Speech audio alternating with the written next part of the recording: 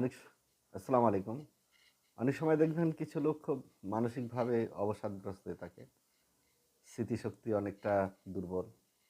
সেখানে দেখা যায় যে পুরানো কথাগুলো অনেক সময় মনে থাকে না এবং তার মধ্যে একটু হাসিখুশির অভাব থাকে এবং কথাবার্তির ক্ষেত্রে তার যে একটা উচ্ছ্বাস কিংবা আনন্দ পাওয়া সেই জিনিসটা সে অনেক সময় পায় না। এরকম কিছু সমস্যা আমাদের ব্যক্তি জীবনে দেখা যায় এবং কিছু মানুষের মধ্যে এই সমস্যাগুলো দেখা যায়। যে মনে হয় যেন তার সবসময় একটা চিন্তা থাকে যে সে হয়তো অন্য কারো দ্বারা মানে ক্ষতিগ্রস্ত হবে অথবা অন্য কারো দ্বারা মানে খুন হয়ে যাবে এরকম। কেউ হয়তো তাকে খুন করবে। এরকম একটি মন মানসিকতা নিয়ে সে সবসময়ের জন্য একটা চিন্তাক্লিষ্ট থাকে।